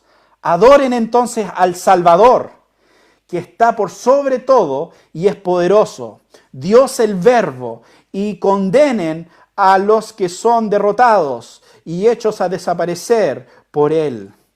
Cuando llega el sol, la oscuridad ya no puede prevalecer. Lo que queda es echado fuera. Así también ahora que ya se ha manifestado el Verbo de Dios, la oscuridad de los ídolos ya no prevalece y todo el mundo en toda dirección está siendo iluminado por sus enseñanzas. Perdón, pero es que el postmilenialismo no existía en esos tiempos, lo siento. Debe ser un error ortográfico las palabras de Atanasio. Vemos que este optimismo histórico es un elemento que va a través de toda la iglesia. Es un elemento que vemos en los escritos de Atanasio, mirando su situación cuando, recuerden, menos de 1% del mundo era cristiano. Aún así, él tenía la esperanza de que el Evangelio iba a conquistar y que los paganos estaban en retirada por el poder del Evangelio. Pero hoy en día estamos tan asustados con nuestros teléfonos, nuestros smartphones, nuestras comodidades, nuestras casas, todas las cosas que tenemos, y pensamos que el mundo se está acabando, todo está mal. No tenemos idea de lo que vivieron nuestros hermanos en tiempos pasados. Pero aún así, somos pesimistas. Creemos que estamos en los últimos tiempos. Ahora, solamente quiero citar brevemente a Bunsen en relación a esta idea de que el postmilenismo cree que el mundo siempre va a estar mejorando y que nunca hay retroceso en el camino. Y mira lo que dice Bunsen. Comúnmente se cree y se enseña que el postmilenialismo afirma que habrá una progresión sin interrupción hacia la justicia, era dorada, en la historia, y que el mundo de manera perceptible está mejorando todo el tiempo, hasta alcanzar una era utópica. Gerhardus Voss representa al postmilenialista como alguien buscando perfección ideal cuando cada individuo es convertido y que algunos se convertirán en individuos sin pecados. Todas esas afirmaciones son simplemente incorrectas. Muy bien, hay varias otras cosas que quería mencionar. Voy a tener que limitarme porque veo que está pasando el tiempo volando, pero solo quiero dejar algo claro en cuanto a la perspectiva postmilenial. Nosotros creemos, y esto es muy importante, porque ya 1/3 del mundo es cristiano. Ahora podemos quitar un montón de ese número, pero digamos que mitad de eso realmente son cristianos o algo así. Aún así, la mayoría del mundo no es cristiano. Sí, es verdad. Por lo tanto, la conclusión que llegamos como postmileniales no es, mira, es que la mayoría del mundo no es cristiano, debe ser falso el postmilenialismo. No. La conclusión es que finalmente estamos en la iglesia primitiva aún. Finalmente queda mucho tiempo por delante.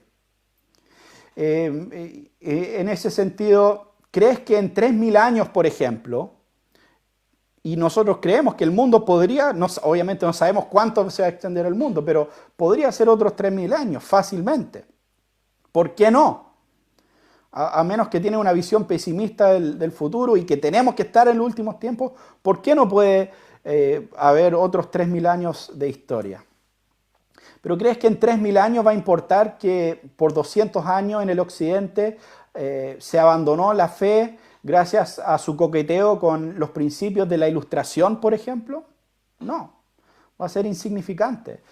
Douglas Wilson en una de sus charlas menciona que estamos en la iglesia primitiva y que futuras generaciones, en 1000 años de ahora, un joven va a decir, va a estar haciendo sus tareas sobre la historia de la iglesia, va a decir, mamá,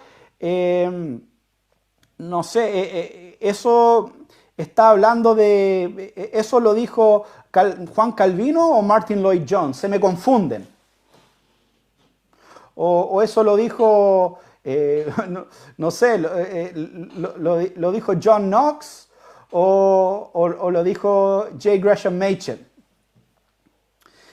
Que estamos aún en los inicios de la iglesia y por lo tanto nos queda mucho trabajo y mucho por hacer por delante.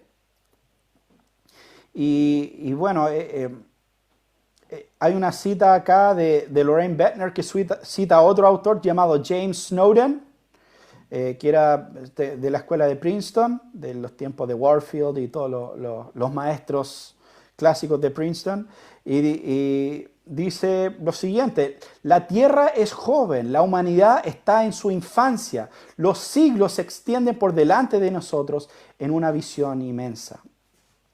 Entonces, si la tierra es joven, si todavía nos queda mucho trabajo por delante, no hay ni un problema con la idea de que el mundo todavía no en su mayoría no se ha convertido a Cristo.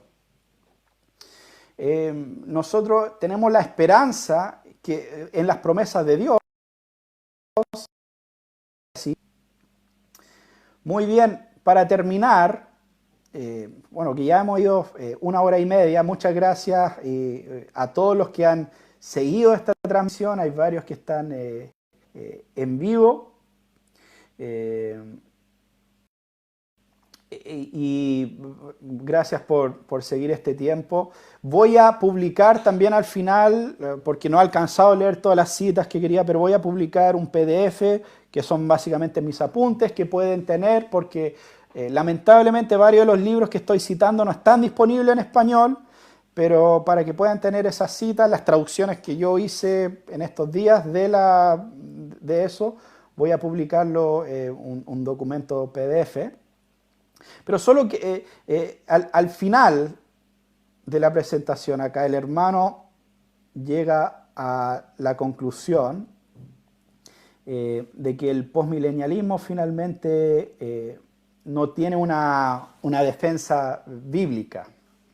Lo permite, vamos a defender la postura que a mi modo de ver, de juzgar, de examinar, es la más consistente a la luz de la Biblia. Y quiero hacer un paréntesis aquí. Todos los sistemas tienen sus fallas, como hemos visto aquí, y no estamos tratando de imponer un sistema a nadie. Quiero felicitar a todos los que participaron. Felicitaciones por participar. Y este es el fin de nuestra transmisión.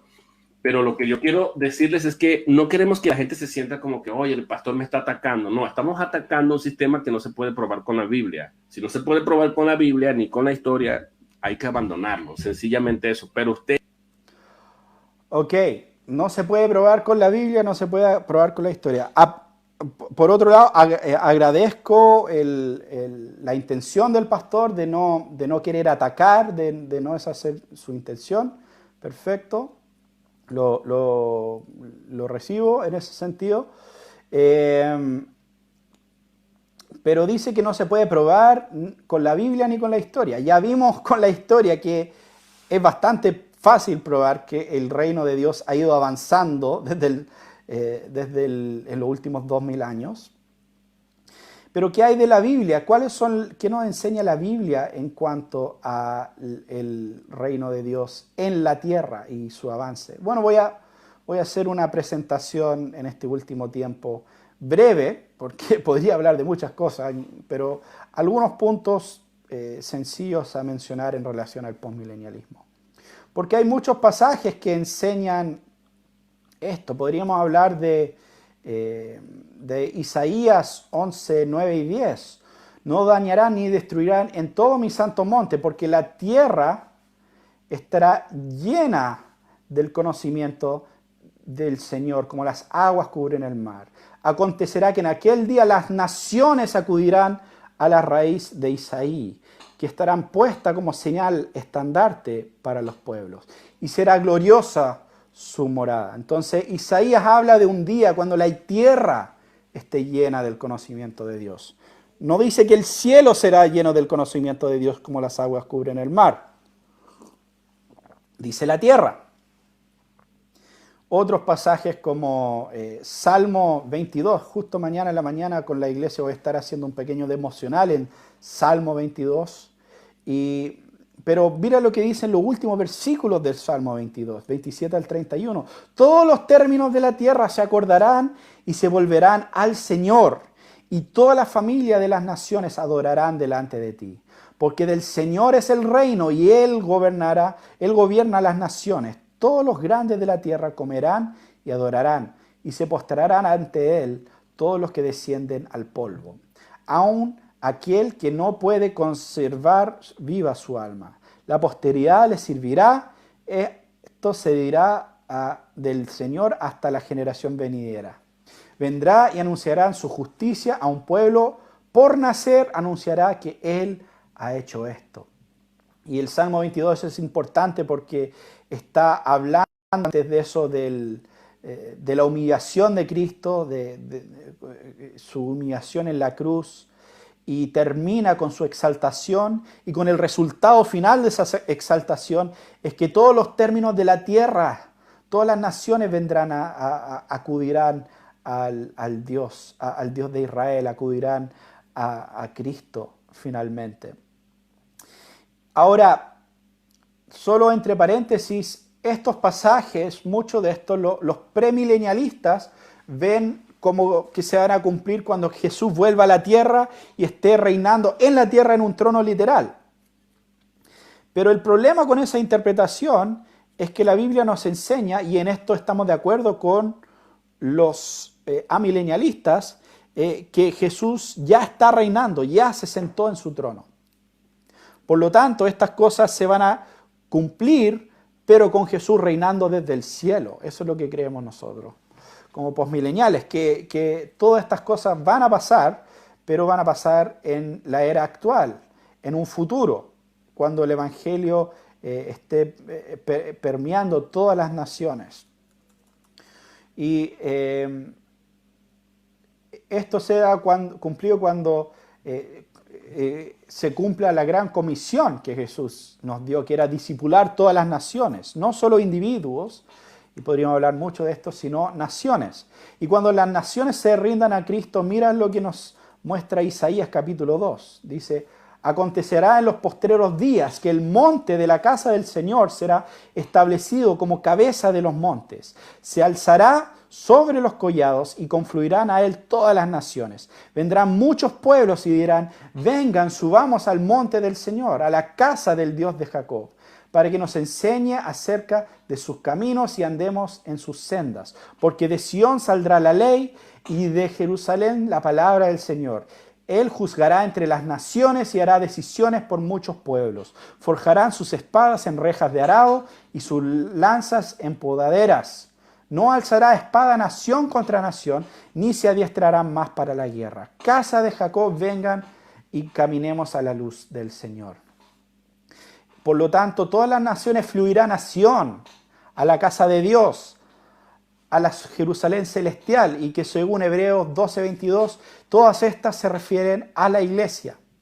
Y la iglesia enseñará la ley, la palabra de Dios, y así conocerán el Evangelio y conocerán las naciones cómo deben vivir a la luz del Evangelio. El resultado de de ese entendimiento será la paz. Ahora en estos tiempos, en estos meses acá en Chile de conflicto social, muchos han citado Isaías capítulo 32, el resultado de la justicia será la paz. Eso no se refiere a salir a tirar piedra a la calle, eso se refiere a esta futura era dorada, cuando las naciones reconozcan al Señor y Salvador, reconozcan al Rey de Reyes y Señor de Señores, y por lo tanto ahí habrá paz, y el resultado de la justicia será paz.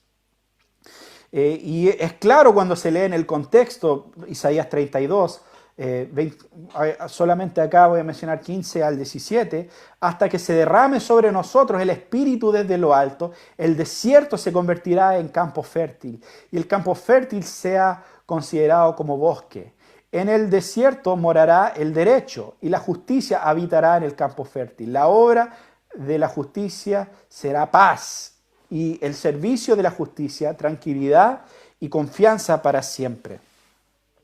Entonces, eso es lo que va a ocurrir en el futuro. Ahora, yo sé que muchos de estos pasajes, algunos amileniales saben que existen, digamos, ¿no? Intentan aplicarlos al cielo en algunos casos, pero hay varios problemas. Por ejemplo, cuando vemos Salmo capítulo 72, que es un salmo mesiánico que se refiere a Cristo. Solo voy a leer estos versículos 5 al 11. Que te teman mientras dure el sol y la luna, por todas las generaciones. Descienda el rey como la lluvia sobre la hierba cortada, como aguaceros que riegan la tierra. Florezca la justicia en sus días y abundancia de paz hasta que no haya luna. Domine él de mar a mar y desde el río Éufrates hasta los confines de la tierra. Dobliéguese ante él los moradores del desierto y sus enemigos laman el polvo. Los reyes de Tarsis y de las islas traigan presentes. Los reyes de Saba y de Seba ofrezcan tributo. Y póstrense ante él todos los reyes de la tierra. Sírvale todas las naciones. Hay algo interesante de esto, porque no puede estar hablando del cielo, porque aquí vemos que habla que le teman mientras dure el sol y la luna, que por todas generaciones. En el cielo ya no habrán generaciones, porque según Jesús ya no nos vamos a estar reproduciendo en ese sentido. Entonces no pueden haber generaciones en el cielo, no hay sol ni luna en el cielo, pero aún así menciona estas cosas y habla de ese periodo, de algo que está pasando en la tierra antes de la segunda venida. Y hay otros pasajes como Isaías 65:20 que habla esta sección de nuevo cielo y nueva tierra, pero fíjense que el versículo 20 dice: no habrá más ahí niño que viva pocos días, ni anciano que no complete sus días, porque el joven morirá a los 100 años, y el que no alcance los 100 años será considerado maldito. Ahora les quiero hacer una pregunta: ¿acaso en el estado eterno va a haber muerte todavía? Porque en esta descripción dice que todavía va a haber muerte. No está hablando del estado eterno, está hablando de la futura, cuando en ese sentido la vida se va a prolongar al parecer, ¿cierto? El joven morirá a los 100 años y el que no alcance los 100 años será considerado maldito, o sea, será extraño que alguien muera a los 100 años en esos tiempos, entonces se prolongará la vida, pero aún así habrá muerte, porque todavía no es el estado eterno. Entonces, estos son algunos pasajes importantes. Solo quiero mencionar, sé que nos hemos extendido en cuanto al tiempo, pero solo quiero mencionar un último pasaje que es muy importante, es el Salmo 110. Es uno de los salmos más citados en el Nuevo Testamento, sin duda, uno de los textos bíblicos más citados. Salmo 110:1 dice: Salmo de David, dice el Señor a mi Señor, siéntate a mi diestra hasta que ponga a tus enemigos por un estrado de tus pies. Ahora, ¿a qué se refiere esto? Es simple. El Señor dice a mi Señor, el Dios Padre dice a Dios Hijo, siéntate a mi diestra. Ahora, ¿cuándo ocurrió esto? Cuando Jesús se sentó a la diestra del Padre, cuando ascendió al trono de Dios, después de su resurrección. Y después de esto, ¿qué dice? Siéntate a mi diestra, ¿hasta qué? Nos da un indicador de tiempo. Siéntate hasta que ponga a tus enemigos por estrado de tus pies. En otras palabras, el Hijo se sienta a la diestra del Padre en el cielo y se queda a la diestra del Padre en el cielo hasta que sus enemigos sean derrotados. Y no se va a mover de ahí hasta que eso ocurra. Y eso no va a ocurrir sino por medio de la iglesia de Cristo, predicándole el Evangelio en el poder del Espíritu Santo. Esa claramente es la interpretación que entrega el autor de Hebreos, en Hebreos 10, versículos 12 y 13. Dice ese texto: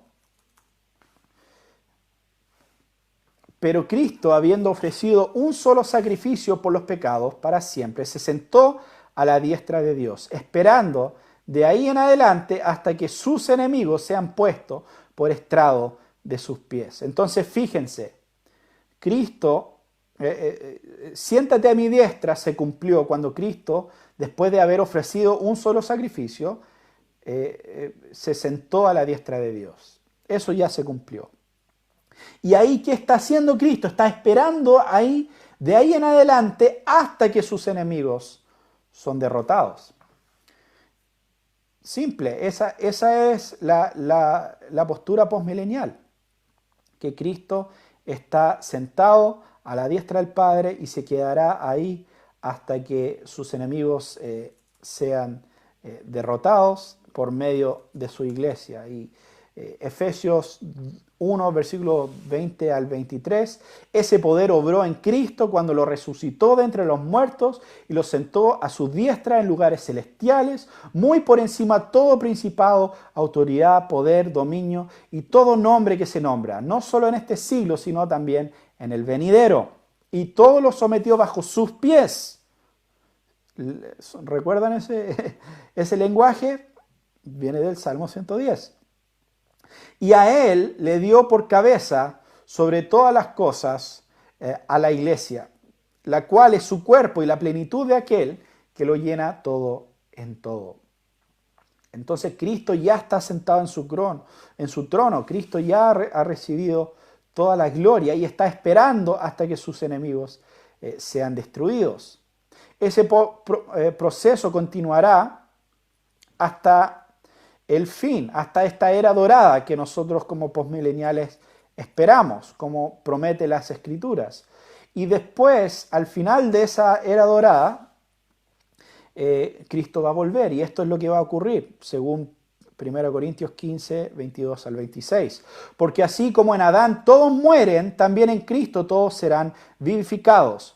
Pero cada uno en su debido orden. Cristo las primicias, luego los que son de Cristo en su venida. Entonces vendrá el fin, cuando Él entregue el reino al Dios y Padre, después de que haya terminado con todo dominio y toda autoridad y poder. Pues Cristo debe reinar hasta que haya puesto a todos sus enemigos debajo sus pies. Y el último enemigo que será eliminado es la muerte. Entonces, ¿qué es lo que va a pasar? Cristo debe reinar hasta que todos sus enemigos son hechos un estrado para sus pies, o todos sus enemigos estén debajo de sus pies. Referencia a Salmo 110. Cristo va a reinar desde el cielo hasta que sus enemigos son derrotados por su iglesia. Después de eso, Cristo va a volver y personalmente destruir al último enemigo, la muerte. Porque la iglesia va a avanzar mucho en la era dorada, pero no va a destruir la muerte. Cristo va a volver y lo va a hacer personalmente, y ahí le va a entregar el reino a Dios Padre. Eso es lo que esperamos como posmileniales, eso es lo que enseña esta postura.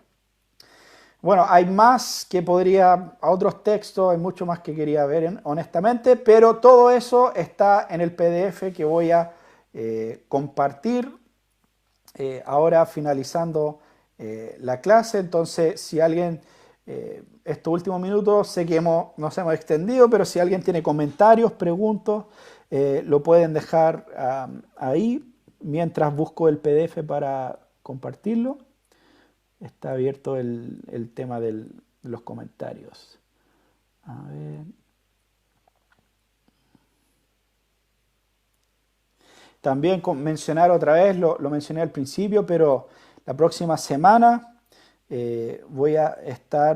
vamos a tener un diálogo, un debate, algo así con Pastor Winston sobre este tema, hablando del postmilenialismo, comparando un poco también el tema del amilenialismo.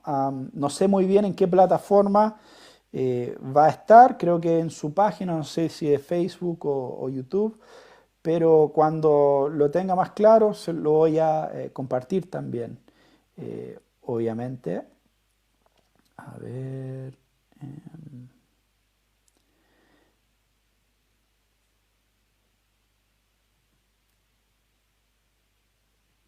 Un segundo.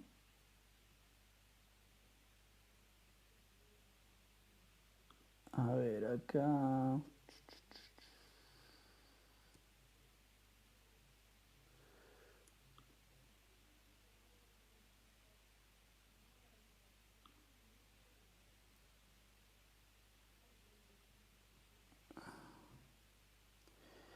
Ok, estoy copiando el link acá.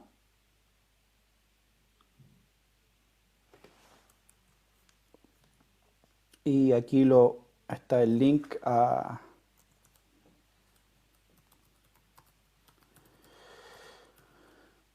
Aquí lo publiqué en los comentarios.